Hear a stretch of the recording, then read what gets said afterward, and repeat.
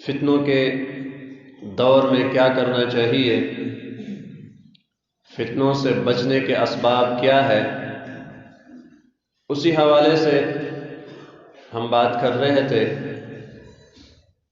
چند اسباب پہلے گزر چکے ہیں، کچھ اسباب اس جمعے کے خطبے میں بیان کریں گے۔ نبی کریم صلی اللہ علیہ وسلم نے فتنوں کے دور کا تذکرہ کرتے ہوئے یہ فرمایا تھا کہ ایسا وقت آئے گا کہ لوگوں کے ہاں ان کے عہد و پیمان کی کوئی اہمیت نہیں رہے گی، لوگ امانت کی پاسداری نہیں کریں گے، امانتوں میں خیانت کریں گے، لوگوں کے آپس کے معاملات الجھے ہوئے ہوں گے، اختلافات میں لوگ پڑے ہوں گے۔ وَشَبَّكَ بَيْنَ أَصَابِعِهِ، نبی علیہ السلام نے اپنے دونوں ہاتھوں کی انگلیوں کو ایک دوسرے میں اس طرح کر کے اشارہ فرمایا۔ اشارہ اسی طرف تھا کہ ہر فرد معاشرے کا اس کے معاملات الجھے ہوئے ہوں گے۔ آج کل اس دور میں اگر ہر انسان اپنے آپ کو، اپنے معاملات کو اگر دیکھے، الجھے ہوئے معاملات اتنے الجھے گئے ہیں کہ ہم کوشش کرنے کے باوجود اس سے نکل نہیں سکتے، اور معاملات میں الجھ جانا یہ بذات خود ایک بہت بڑا فتنہ ہے، کیونکہ آپ اللہ کا ذکر، اللہ کی عبادت اسی وقت کر سکیں گے جب آپ الجھے ہوئے نہیں ہوں گے۔ اگر معاملات میں الجھے ہوئے، ایسے بندہ عبادت کے لیے ٹائم کیسے نکالے گا اور کرے گا کیسے؟ ذہن ایک ہی طرف مصروف ہوگا تو کام کرے گا۔ اگر ایک ذہن 100 مسائل میں الجھا ہوا ہے تو وہ اپنے رب کو یاد کرنا اور اپنے رب کی رضا کو حاصل کرنے کے لیے کیسے فارغ ہو سکتا ہے؟ کیونکہ شیطان نے ان کو اتنا مشغول رکھا ہے، اس کو اس طرف آنے ہی نہیں دیتا کہ وہ اپنے رب کی طرف آ جائے اور اپنے رب کو راضی کرے۔ یہ بذات خود ایک بہت بڑا فتنہ ہے، معاملات میں الجھ جانا اور معاملات کا الجھاؤ اس حد تک بڑھ جانا کہ وہ انسان کا ٹینشن بن جائے، انسان عبادت سے سائڈ پر ہو جائے۔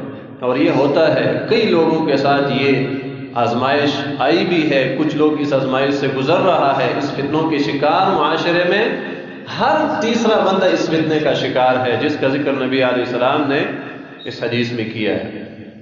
اس طرح فتنوں کے زمانے میں کرنا کیا چاہیے؟ کچھ اسباب پہلے ذکر کیے ہیں، آج ان اسباب میں سے ایک سبب وہ التوبہ والاستغفار ہے۔ بار بار اللہ رب العالمین سے استغفار، اللہ رب العالمین کے ہاں توبہ اور اللہ رب العالمین سے معافی مانگنا، یہ فتنوں سے بچاؤ کا ایک اہم ذریعہ ہے۔ فتنوں سے بچنا چاہتے ہو، توبہ اور استغفار اپنا ایک وظیفہ بناؤ۔ نبی علیہ السلام نے کثرت سے اس کا ذکر کیا ہے، بار بار فرمایا کرتے تھے۔ آپ علیہ السلام نے کیا نہیں فرمایا کہ میں ایک دن میں 70 سے بھی زیادہ مرتبہ اللہ تعالیٰ سے استغفار کرتا ہوں؟ یہ ایک بنیاد ہے، کیونکہ توبہ اور استغفار یہ اللہ کے غضب کو ٹھنڈا کر دیتا ہے، اللہ کی رضا اس کے ذریعے سے حاصل ہوتی ہے۔ اس انسان کی جو عاجزی ہے، اللہ تعالیٰ کو یہی چیز سب سے زیادہ پسند ہے، اور توبہ اور استغفار انسان کا عاجزی کا سب سے بنیادی چیز ہے۔ ایک بندہ میں توبہ اور استغفار ہی نہیں ہے اور وہ کہتے ہیں میں اپنے رب کے سامنے عاجزی اختیار کرتا ہوں، یہ کیسے عاجزی ہے؟ ایک بندہ اپنے رب کے سامنے اگر عاجزی اختیار کرتے ہیں، اس عاجزی کا سب سے بنیادی چیز اپنے گناہوں کا اعتراف، اس گناہ سے باز آنے کا پکا عہد اور اس طرف نہ آنے کا پختہ عہد اور اس پر ندامت کا اظہار کرنا، یہ توبہ، یہ اصل میں عاجزی ہے۔ یہی چیز ہے جو کہ انسان کو فتنوں سے محفوظ رکھتا ہے۔ قرآن کریم میں اللہ رب العالمین نے اسی طرح اشارہ کیا، جب انسان پر اس طرح آفت آ جائے، مصیبت، فتنے آ جائے، تو اللہ فرماتے ہیں ہونا تو یہ چاہیے تھا کہ یہ لوگ اپنے رب کی طرف عاجزی اختیار کرتے، ان لوگوں میں عاجزی آ جاتی، اللہ کی طرف پلٹنا ان کے دلوں میں آتا، اللہ کا ڈر اور خوف پیدا ہوتا، لیکن ان لوگوں میں اس چیز کی کیفیت پیدا نہ ہو سکی۔ ہونا تو یہ چاہیے تھا کہ اس فتنے آنے کے بعد یہ لوگ عاجزی اختیار کرتے، اپنے رب کی طرف آتے، اپنے رب کی طرف رجوع کرتے، لیکن یہ کام ان لوگوں نے نہیں کیا۔ کیوں نہیں کیا؟ قسط قلوبہم، ان کے دل سخت ہو گئے ہیں۔ یہ دل کا سخت ہونا سب سے بڑی آزمائش ہے، یہ بذات خود ایک فتنہ ہوتا ہے۔ انسان کا دل نرم ہو، ہر خیر کی آماجگاہ ہے اس کا دل۔ دل سخت ہو گیا، آپ کا دل ہر قسم شر کی آماجگاہ ہے، آپ سے خیر کی توقع نہیں ہو سکتی۔ دل کی نرمی ہر قسم خیر کی، اور دل کی سختی ہر قسم شر کی آماجگاہ ہے۔ اس وجہ سے دل ان کے سخت ہو گئے۔ اس دل کی سختی کی وجہ سے اللہ رب العالمین نے فرمایا کہ اس طرح آزمائش اور فتنے کے آنے کے باوجود ان کو اللہ کی طرف پلٹنے کی کوئی فکر نہیں ہے، عاجزی کی کوئی سوچ فکر اس میں پیدا نہ ہو سکی، حالانکہ اس آزمائش میں ان کو اللہ کی طرف پلٹنا چاہیے تھا، لیکن اس میں یہ سوچ کیوں پیدا نہیں ہو سکی؟ دل کی سختی کی وجہ سے۔ دل گندے ہو گئے، دل میں سختی آ گئی، اس دل میں وہ کیفیت نہیں ہے جذب کرنے کی، اس وجہ سے وہ واپس نہیں پلٹ سکے، فتنوں کا شکار ہو گئے۔ معلوم ہوا کہ اگر کوئی فتنوں سے بچنا چاہتے ہیں، توبہ اور استغفار کو لازم کرے، اللہ کی طرف رجوع کرے، اور جتنا اس کے دل میں نرمی آئے گی اور توبہ اور استغفار کو اپنے اوپر لازم کرتا رہے گا، اتنا ہی وہ فتنوں سے دور رہے گا اور اللہ تعالیٰ محفوظ رکھے گا۔ فَلَوْلَا إِذْ جَاءَهُمْ بَأْسُنَا تَضَرَّعُوا وَلَكِنْ قَسَتْ قُلُوبُهُمْ وَزَيَّنَ لَهُمُ الشَّيْطَانُ مَا كَانُوا يَعْمَلُونَ، اور اپنے ان گناہوں سے باز نہیں آ رہا۔ توبہ اور استغفار تو وہی کرتا ہے جس کے دل میں یہ پختہ ارادہ ہے کہ میں اپنے رب کو دوبارہ ناراض نہیں کروں گا۔ توبہ اسی چیز کا نام ہے۔ یہ توبہ نہیں ہے کہ جس طرح عورتوں کا توبہ ہے، جی استغفر اللہ استغفر اللہ، ویسے زبان سے یا ویسے کانوں کے ساتھ ہاتھ لگائے جی توبہ توبہ توبہ، یہ عورتوں کا توبہ ہے۔ عدم الاقلاع عن الذنب توبۃ الکذابین، یہ جھوٹے لوگوں کا توبہ ہے۔ گناہ چھوڑنے کا کوئی ارادہ نہیں ہے، لیکن کہتے ہیں جی میرا توبہ ہے۔ یہ جھوٹوں کا توبہ ہے، یہ حقیقی توبہ نہیں ہے۔ توبے کے لیے 3 چیزیں ضروری ہے۔ پہلی چیز یہ ہے کہ آپ اس گناہ کو خیرآباد کے بس مکمل طور پر چھوڑ دیں۔ چھوڑنے کے بعد آپ پکا عزم کریں دوبارہ میں اس گناہ کی طرف دیکھوں گا بھی نہیں، آؤں گا ہی نہیں، کبھی بھی نہیں کروں گا۔ یہ آپ کا پختہ عزم ہونا چاہیے، ارادہ آپ کا پختہ ہونا چاہیے۔ تیسری چیز، آپ نے جو کیا ہے اس پر آپ کو انتہا کی شرمندگی ہے، آپ شرمندہ ہے اس پر، اپنے رب کے سامنے آپ شرمندگی کا اظہار کر رہے ہیں، یا اللہ مجھ سے کتنی بڑی غلطی ہو گئی، آپ کو ناراض کیا میں نے، یا اللہ دوبارہ نہیں کروں گا۔ اور اس شرمندگی کا احساس اس وقت پھر مزید زندہ ہوتا ہے کہ آپ اسی غلطی کے بدلے میں ابھی کوئی نیکی شروع کریں۔ یہ 3 چیزیں آپ کے توبے میں ہو تو آپ اللہ سے معافی مانگ رہے ہیں اور حقیقی توبہ کر رہے ہیں۔ اگر یہ تینوں میں سے کوئی ایک بھی نہیں، یا کوئی ایک ہے لیکن باقی 2 نہیں، تو یہ حقیقی توبہ نہیں ہے جو کہ اللہ سے ہونا چاہیے۔ ہونا یہ چاہیے کہ ہمارے توبہ اور استغفار میں یہ تینوں چیزیں ہوں، گناہ چھوڑ، پکا ارادہ کرے دوبارہ نہیں کروں گا، اور اس پر ندامت کا اظہار کر کے اس گناہ کے بدلے میں کوئی نیکی شروع کرے، یہ آپ کا توبہ ہے۔ ابن رجب حنبلی رحمہ اللہ نے یہی چیز، امام نووی رحمہ اللہ نے بھی یہی چیز ذکر کی ہے۔ اگر یہ نہ ہو تو وہ توبہ نہیں ہے، بلکہ وہ جھوٹوں کا توبہ ہے، جو جھوٹ بولتے ہیں کہ میں توبہ کر رہا ہوں لیکن وہ اپنے توبہ کرنے میں جھوٹا ہوتا ہے۔ خیر، توبہ اور استغفار یہ انسان کو فتنوں سے محفوظ رکھتا ہے، انسان کو مشکلات سے نکال دیتا ہے، مصائب سے نکال دیتا ہے۔ قرآن کریم میں بھی اس چیز کا ذکر ہے کہ ہم اپنے موضوع میں رہیں گے۔ توبہ اور استغفار یہ آپ کو فتنوں سے محفوظ رکھے گا. جب آپ فتنے سے محفوظ ہو گئے پھر دنیا میں بھی سکون اور آخرت میں بھی سکون ہوگا. آپ کا ایمان برباد نہیں ہوگا. تو اپنے ایمان بچانے کے لیے فتنوں سے محفوظ ہونا ضروری ہے. یہ علی رضی اللہ تعالیٰ عنہ بھی فرمایا کرتے تھے گناہ ہر قسم فتنے کا اصل سبب ہے. ما نزل بلاء الا بذنب وما رفع الا بتوبۃ. نہیں آئی کوئی بھی مصیبت، کوئی بھی آفت، کوئی بھی تکلیف، کوئی بھی فتنہ مگر کسی گناہ کی وجہ سے. اور یہ علی رضی اللہ تعالیٰ عنہ گویا کہ اسی آیت کی وضاحت کر رہے ہیں. قرآن کریم میں اللہ رب العالمین نے نہیں فرمایا ظہر الفساد فی البر والبحر بما کسبت ایدی الناس؟ بحر و بر میں جتنا بھی فساد یہ لوگوں کی ہاتھوں کی کمائی ہے، لوگوں کی کرتوت ہے، انسانوں کی گناہ ہے. یہاں تک کہ ایک حدیث ہے ابو ہریرہ کے راوی، اس حدیث کے راوی ہے گونسلوں میں اگر کوئی پرندہ بھی مرتا ہے انسانوں کے گناہوں کی وجہ سے مرتا ہے. انسان گناہ کرتا ہے، ہماری گناہوں کی وجہ سے اللہ تعالیٰ اپنے بارشوں کو روک دیتا ہے، وہاں رزق کی کمی آ جاتی ہے، پرندوں کو مسئلہ پیدا ہوتا ہے، دوسرے جانداروں کو مسائل پیدا ہوتے ہیں، وہ اس کی وجہ سے مر جاتے ہیں. سبب کون بنے؟ میں اور تو اس کا سبب بن گئے. ہماری گناہ اس کی زندگی کا اصل سوال ہمارے گناہ ہے.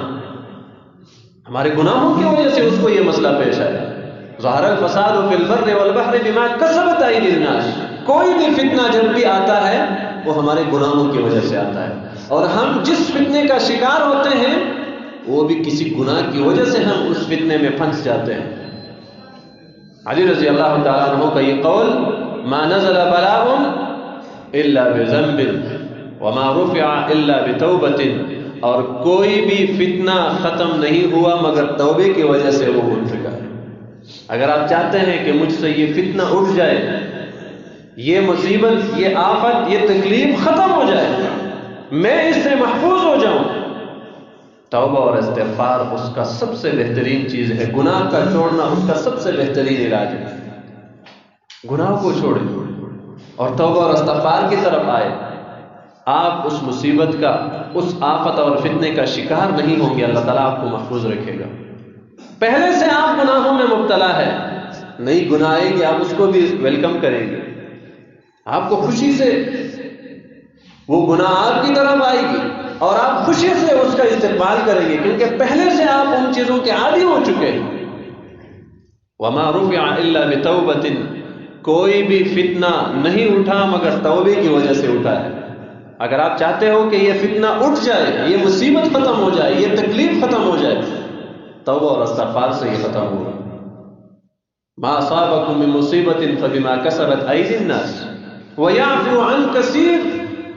اللہ نے فرمایا کہ یہ جو تھوڑی بہت تکلیفیں، آزمائشیں آپ لوگوں پر آتی ہے، یہ بھی تمہارے گناہوں کی وجہ سے ہیں.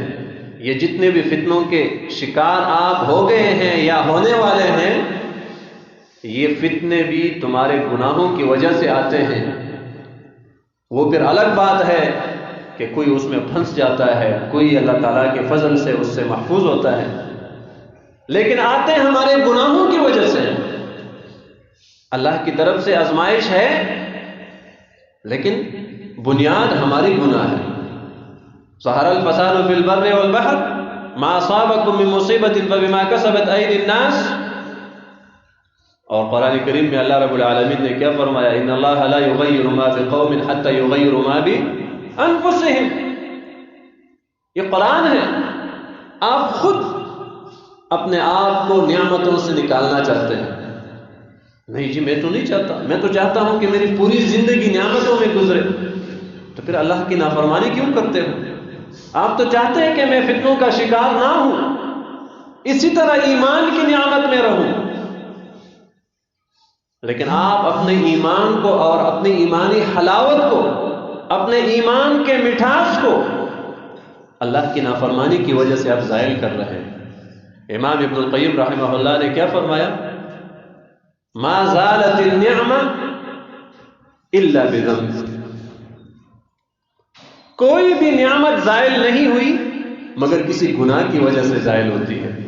اگر آپ سے ایمان کی حلاوت، آج کل اگر ایمان کی مٹھاس کی بات کریں لوگ حیران ہوتے ہیں، اچھا ایمان کی بھی مٹھاس ہوتی ہے؟ حالانکہ نبی علیہ السلام نے ایمان کا مٹھاس کا ذکر کیا ہے، ذاق طعم الایمان، اس بندے نے ایمان کی حلاوت چکھی ہے، اور پھر مزید چند صفات کا ذکر کیا ہے جس میں یہ صفت ہو، یہ صفت ہو، یہ معلوم ہوا ایمان کی مٹھاس موجود ہے۔ ایمان کا بھی ایک بہترین ذائقہ ہے، اگر وہ ذائقہ ختم ہو جائے، ہمارے منہ میں اگر عام طور پر چیزوں کا ذائقہ ختم ہو جائے، ہم کہتے ہیں جی ہو سکتا ہے کوئی کرونا ہی نہ ہو، جی ابھی کوئی میٹھے اور کڑوے کا کوئی پتہ نہیں چلتا، پتہ نہیں کوئی کرونے کا شکار نہ ہو چکا ہو۔ اگر ہمیں ایمان کا مٹھاس محسوس نہیں ہو رہا ہو تو ہمیں بھی اپنے دلوں کے اس ایمان کو بچانے کے لیے فکر مند ہونا چاہیے، کہیں ہمارا ایمان کرونے کا شکار نہ ہو چکا ہو، فتنوں کے کرونے میں کہیں پھنسا نہ ہوا ہو۔ یہی حالات ہے، ایمان کا مٹھاس موجود ہے لیکن ہمیں ان کا محسوس نہ ہونا اس بات کی دلیل ہے کہ کچھ گڑبڑ ہے، اس ایمان میں کوئی رکاوٹ ہے، اس ایمان میں کوئی کمزوری ہے جس کی وجہ سے ہمیں یہ حالت پیدا ہوگی۔ تو یہ کس وجہ سے ہوتا ہے فتنوں کا شکار؟ گناہوں کی وجہ سے۔ ہر نعمت وہ اگر زائل ہوتی ہے گناہ کی وجہ سے زائل ہوتی ہے، ہر فتنے کا شکار اگر انسان ہوتا ہے کسی گناہ کی وجہ سے ہوتا ہے۔ ابن القیم رحمہ اللہ نے بھی تفصیل سے اس کا ذکر کیا ہے، اور قرآن کریم میں بھی اللہ رب العالمین نے کئی آیتوں میں اس کا ذکر فرمایا ہے۔ علی رضی اللہ تعالیٰ عنہ کے قول سے بھی یہی بات ثابت ہوگی۔ تو ایک چیز جو آج کے خطبے میں فتنوں سے محفوظ ہونے کا ہے وہ کیا ہے کہ انسان توبہ اور استغفار اس کو لازم پکڑے، بار بار توبہ اور استغفار کرے، بار بار اس کو اپنے لیے ایک ایسا وظیفہ نہ بنائے جو کہ صرف حساب پورا کرنے کے لیے ہو۔ جس طرح عام طور پر ہم جب اذکار بھی کرتے ہیں نا تو ہم حساب پورا کرتے ہیں، نماز کے بعد اتنی جلدی ہوتی ہے سبحان اللہ سبحان اللہ سبحان اللہ سبحان اللہ سبحان اللہ سبحان اللہ سبحان اللہ، یہ آپ ذکر کر رہے ہیں یا ذکر کا مذاق اڑا رہے ہیں؟ نہ کریں، اگر آپ کو جلدی ہے چلے جائیں۔ اگر آپ نے ذکر ہی کرنی ہے تو ذکر کا مقصد اپنے رب کو یاد کرنا ہے، اپنے رب کی تعظیم کو دل میں لانا ہے۔ اس صبح کرنے کی کیا فائدہ جس کا یہ بھی پتہ نہ چلے کہ آپ اللہ کی پاکی بیان کرتے ہیں یا اپنے کسی دن کے صبح کا ذکر کر رہے ہیں۔ آپ کو خود بھی پتہ نہیں ہوتا کہ میں کرنا کیا چاہتا ہوں، پڑھنا کیا چاہتا ہوں۔ یہ ذکر نہیں ہے۔ بیٹھ جائے، زیادہ سے زیادہ 2 منٹ لگیں گے، کتنا وقت لگ جائے گا ذکر کرنے پر؟ 1 منٹ لگ جائے گا، 2 منٹ، کوئی جو سب سے قیمتی وقت ہے اس کو آپ ضائع کر کے چلے جاتے ہو۔ یہ تو اصل میں آپ اپنی زندگی کو قیمتی بنا رہے ہو۔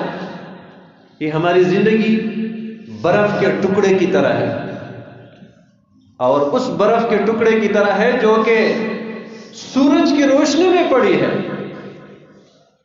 ایک بندہ برف کا کام کرتے ہیں، اس کے پاس ایک بہت بڑا ٹکڑا سورج میں پڑا ہوا ہے، وہ کیا کرتے ہیں؟ وہ چیزوں ارد گرد اس بوریاں لا کے اس کو لپیٹ دیتے ہیں، جی یہ سارا پگھل جائے گا، ختم ہو جائے گا، میں وہ محفوظ کرنے کی کوشش کر رہے ہیں۔ ہماری زندگی سورج میں پڑے ہوئے برف کے ٹکڑے کی طرح ہے، جو اس کو محفوظ کرنے کی کوشش کرے گا، کوئی ذکر سے کرے گا، کوئی اللہ کی تلاوت سے کرے گا، کوئی نبی علیہ السلام کے درود سے کرے گا، ذکر اذکار سے کرے گا، عبادت سے کرے گا، ورنہ یہ پگھل کے ختم ہو جائے گا، ہمیں پتہ ہی نہیں چلے گا اور قبر کے کونے میں پہنچ جائے گا۔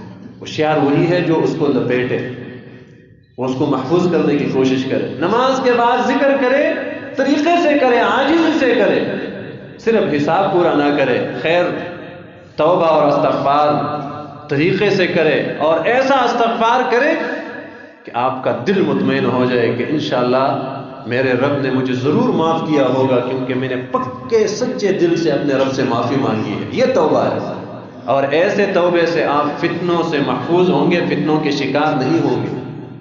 تو یہ ایک سبب ہے۔ اگلا سبب علم شرعی کو حاصل کرنا۔ فتنوں سے محفوظ ہونا چاہتے ہو، قرآن اور حدیث کا علم سیکھو۔ اگر آپ میں یہ جذبہ پیدا ہو جائے تو آہستہ آہستہ آپ کے علم میں اضافہ ہوتا رہے گا اور آپ فتنوں سے محفوظ ہوں گے۔ فتنوں سے محفوظ ہونے کے لیے اللہ کی کتاب ہے، نبی علیہ السلام کی حدیثوں میں باقاعدہ اس کا ذکر موجود ہے۔ یا رسول اللہ فتنوں کے دور میں کیا کریں گے؟ کیا نبی علیہ السلام نے نہیں فرمایا کہ ایسا وقت آئے گا کہ فتنوں کا زمانہ ہوگا، اختلافات کا زمانہ ہوگا، وہ 73 فرقے بن جائیں گے، ایک بھی نہیں ہوگا، 73 فرقے ہوں گے، ہر کوئی کہے گا میں حق پر ہوں، ہم جنتی ہیں، ہم جنت والے ہیں، ہم اللہ والے ہیں۔ آپ علیہ السلام نے کیا فرمایا؟ وہ سب کے سب جہنمی ہے، صرف ایک فرقہ جو ہے وہ جنت والا ہے۔ اس فرقے کو سمجھنے کے لیے ہمیں ڈائجسٹ ہے، یہ چیز ہمیں سمجھ آئی کہ آپ ڈائجسٹ پڑھتے جائیں، اخبارات سے یہ چیزیں ہمیں سمجھ آئی، یا قرآن اور حدیث کے ذریعے سے ہمیں سمجھیں گے کہ ہم اس فرقے کو بھی پہچانیں کہ اس فرقے کا نام ہر وہ انسان ہے جو قرآن اور حدیث کو فالو کرتے ہیں، وہی لوگ جنت والے ہیں۔ وہ اپنے آپ کو جو بھی نام رکھے، کوئی نام بھی نہ رکھے، لیکن جو قرآن اور سنت پر عمل کرنے والے ہیں وہ فرقہ ناجیہ ہے۔ خیر، نبی علیہ السلام نے کیا فرمایا؟ اس فتنے سے کیسے محفوظ ہوں گے؟ آپ نے فرمایا ترکت فیکم شیئین، ترکت فیکم ثقلین، ترکت فیکم امرین، دو چیزیں چھوڑ کے جا رہا ہوں۔ دوسری حدیث میں ہے دو وزنی اور بھاری چیزیں چھوڑ کے جا رہا ہوں، دو چیزیں چھوڑ کے جا رہا ہوں۔ اگر تم لوگ اسی کو مضبوطی سے تھامے رکھو گے، اسی کو اپنے لیے ہدایت کا ذریعہ سمجھو گے، آپ لوگ کبھی بھی گمراہ نہیں ہوں گے۔ لن تضلوا ما تمسکتم بہما، جب تک آپ ان دونوں پر مضبوطی سے رہیں گے آپ گمراہ نہیں ہوں گے۔ یہ کون گارنٹی دے رہے ہیں؟ محمد علیہ السلام کو گارنٹی دے رہے ہیں، کبھی بھی آپ گمراہ نہیں ہوں گے اگر آپ میں یہ دو چیزیں آ گئی۔ تو فتنے کا شکار ہونا بھی گمراہ ہونا ہی ہے۔ معلوم ہوا کہ فتنوں سے محفوظ ہونا چاہتے ہو، قرآن اور حدیث کو مضبوطی سے پکڑو اور اس پر عمل کرنے کی کوشش کرو، سمجھنے کی کوشش کرو۔ آج ہر بندہ اپنا محاسبہ کرے۔ انسان عمل اس وقت کرتا ہے جب ان کو پتہ چل جائے۔ اگر ایک انسان کو پتہ ہی نہیں ہے کہ عصر کی نماز سے پہلے بھی نفل موجود ہے تو وہ نفل پڑھے گا؟ وہ نہیں پڑھے گا، کیونکہ ان کو پتہ ہی نہیں ہے کہ نفل ہے یا نہیں۔ یہ ایک مثال دے رہا ہوں، اور حقیقت میں عصر سے پہلے 4 رکعت نفل ہے بھی، لیکن ایک انسان کو پتہ ہی نہیں ہے کہ ہے تو کیا وہ عمل کر سکے گا؟ کیونکہ اس کے علم میں نہیں ہے تو عمل بھی نہیں کرے گا۔ ابو داؤد کی حدیث نبی علیہ السلام نے فرمایا رحم اللہ عبدا صلی قبل العصر 4، اس بندے پر اللہ رحم فرمائے جس نے عصر سے پہلے 4 رکعت نماز ادا کی۔ نبی علیہ السلام نے اس بندے کے لیے دعا کی ہے، لیکن اگر ہمیں اس کا علم نہ ہو تو ہم پھر پڑھیں گے؟ ہم نہیں پڑھیں گے۔ معلوم ہوا کہ علم حاصل کرنا عمل کرنے کے لیے ضروری ہے، اور نبی نے کیا فرمایا کہ جب تک آپ قرآن اور حدیث پر عمل کرتے رہیں گے آپ گمراہ نہیں ہوں گے، فتنوں کا شکار نہیں ہوں گے۔ تو عمل کرنے کے لیے تو علم ضروری ہے۔ ہر بندہ اپنے گریوان میں ذرا سوچے، فکر کرے کہ میں کتنا سمجھنے کی کوشش کر رہا ہوں، کتنا میں نے ان کے لیے وقت دیا ہے، اور پھر کہتے ہیں جی اللہ تعالیٰ ہمیں فتنوں سے بچائے۔ اور صرف فتنوں سے بچانا، صرف دعاؤں پہ رہنا یہ بھی نہیں، صرف اس پہ کام نہیں ہوتا۔ آپ اسباب استعمال کریں۔ عام معاشرہ میں دیکھیں ہم اپنے بچوں کے لیے دین کا کتنا تعلیم دینے کی کوشش کر رہے ہیں، اور کتنا عصری تعلیم دینے کی کوشش، کتنا ہے ہمیں، اہمیت کتنی ہے ہمارے دلوں میں اور ہمارے عام معاشرے میں۔ جا کے ذرا چھٹی کے وقت یا صبح جب بچے جاتے ہیں تعلیم حاصل کرنے کے لیے، ذرا دیکھیں کہ کسی مدرسے یا کسی قرآن پڑھنے والی جگہ کی اس پہ رش زیادہ ہے یا دوسری جگہوں پہ رش زیادہ ہے۔ اس کا یہ مطلب نہیں ہے کہ وہاں وہ تعلیم حاصل نہیں کرنی چاہیے، وہ ضروری ہے، لیکن ہمارے ہاں اہمیت ان چیزوں کا ختم ہونے والا ہے۔ یہ ہم نے دوسرے نمبر پر رکھا ہے۔ ہم کہتے ہیں چلو جی وہ بھی کسی جگہ پہ ہو جائے، وہ کسی تھوڑی بہت کسی عالم کے پاس بٹھا دیں گے، بس چند چیزیں سیکھ لیں گے۔ جو کہ ہمارے اصل زندگی ہے اس کے لیے ہم تھوڑا سا وقت دیتے ہیں، اور جو کہ دوسرے نمبر پر ہونا چاہیے اس کو ہم نے اصل زندگی بنا لی. بچوں میں جو سب سے نکما بچہ ہوتا ہے جو کسی جگہ پہ نہیں چل سکتا، وہ کہتا چلو جی کسی قاری صاحب کے پاس لے جاؤ، قرآن حفظ کر لے گا. میری باتوں کو برا نہ منائے، یہ اصل میں ہم اس معاشرے میں اس حد تک کچھ فتنوں کے شکار ہو چکے ہیں کہ ابھی دینی باتیں یا اس طرح کچھ دین کے حوالے سے کچھ بات اگر کوئی کر لے تو ہمیں کڑوی لگتی ہے یہ باتیں، لیکن یہ حقیقت ہے. بے شک ہمیں کڑوی لگے، جس طرح بیمار ہوتا ہے نا تو اس کو اگر آپ شربت بھی پلاتے ہیں وہ شربت بھی ان کو کڑوا لگتا ہے، کہتے جی آپ کیا پلا رہے ہیں، وہ چونکہ بیمار ہے. ہم اصل میں فتنوں کے شکار ہو چکے ہیں، کچھ باتیں حقیقت ہونے کے باوجود ہمیں کڑوی لگتی ہے. ہم خود اپنے طور پر سوچیں اپنے بارے میں اور اپنے بچوں کے بارے میں کہ ہم دین کو کتنی اہمیت دیتے ہیں. ایک حقیقت ہے. لہذا وہ سلف کہا کرتے تھے کہ دین کو دو قسم لوگوں نے برباد کیا. ایک ان میں مالدار لوگوں کا ذکر کیا ہے، پیسوں والوں نے دین کو برباد کیا. وہ دوسروں نے پوچھا کہ جی یہ کیسے؟ کہتے ہیں ان کے پاس اللہ کی بہت بڑی نعمت تھی، دولت بھی اللہ کی بہت بڑی نعمت ہے، وہ کر سکتے تھے کہ اس کے ذریعے سے اللہ کی دین کی خدمت کریں، لیکن انہوں نے دین کی طرف کوئی توجہ نہیں دی. نہ اپنا مال استعمال کیا، نہ اپنے آپ کو استعمال کیا، نہ اپنے بچوں کو استعمال کیا. دین کی طرف اکثر غریب لوگ آتے ہیں تو پھر کیا ہوتا ہے، وہ غریب اگر خطبہ بھی دیتے ہیں، وہ جی پڑھنے دیجیے مولوی جو کچھ کہتے ہیں کہنے دیں. وہ لوگ کہتے ہیں نا کہ غریب کے اذان پر کوئی مسجد میں بھی نہیں آتا، کہ وہ جو کوئی لگا ہوا ہے بس کہنے دے جو کچھ کہتے ہیں. اور کوئی بڑا ہے نا وہ کہتے ہیں جو چودھری صاحب ہے جی وہ فلان نے کہا ہے کہ مسجد میں آؤ. اچھا فلان چودھری صاحب نے کہا، فلان امیر صاحب نے کہا، علاقے کے بڑے نے کہا. لوگوں کے ہاں ان کا ایک مرتبہ ہوتا ہے نا. اگر وہ دین کی طرف توجہ نہیں کرتے، اور پھر آج کل کے زمانے میں بڑے لوگ مسجد میں نہیں آتے اور مولوی جو ہے مسجد سے نہیں نکلتے، کہتے ہیں جی بس اللہ ہمیں گناہوں سے بھی بچائے اور عذابوں سے بھی بچائے. گناہوں سے بچیں گے، دین کے سمجھنے سے بچو گے. دین سمجھنے کے لیے آپ کے پاس ٹائم ہی نہیں ہے، آپ مسجد میں نہیں آتے، میں آپ کے پاس نہیں آتا، تو کیسے یہ کام چلے گا؟ دین کے لیے تکلیفیں برداشت کرنی پڑتی ہے، سیکھنا پڑتا ہے، اس کے لیے وقت نکالنا ہونا ہے. تو یہ ہمارا آج کل، وہ باقی باتیں بھی چھوڑے، صرف جمعے کے لیے بھی ہم ٹائم نہیں دے سکتے. وہ ایک جمعہ ہوتا ہے پورے ہفتے میں، آپ مصروف ترین انسان ہیں، ہم مان لیتے ہیں. کیا یہ نبی کا فرمان نہیں ہے کہ بر وقت آ جائے؟ اور بر وقت آنے والے کے لیے یہ ثواب ہے، وقت سے آنے پہلے کا اتنا ثواب ہے. کیا ہمارے نبی نے اتنی فضیلت اس کی بیان نہیں کی؟ اور یہ جمعے کی نماز کی حکمت کیا ہے کہ پورے ہفتے میں کئی خرابیاں آ گئی ہے تاکہ تھوڑی بہت ہماری ٹیوننگ ہو جائے. آپ موٹر سائیکل کی ٹیوننگ کرتے ہیں نا، ہر ماہ 2 ماہ بعد ٹیوننگ کرتے ہیں، جی لے جائے اسے. کیوں جی؟ کافی خرابیاں آئی ہیں، کوئی کچھ نہ کچھ آئل لگائے، کچھ قابلے شابلے ٹیٹ کر لے تاکہ کسی نئی بڑی مصیبت سے ہم بچ سکے، بڑا ایکسیڈنٹ نہ ہو جائے.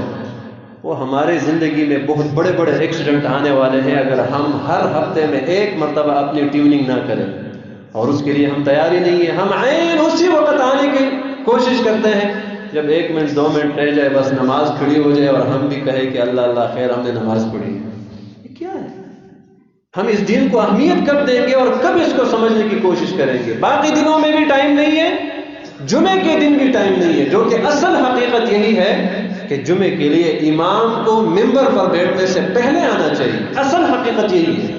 وہ کسی کی مجبوری کسی ایک دن ہو جائے تو چلو ٹھیک ہے، وہ عادت یہی بنائی ہے اور کہتے ہیں جی ہم اسی وقت آئیں گے جب نماز پڑھی ہوگی. یہ بالکل غلط طریقہ ہے.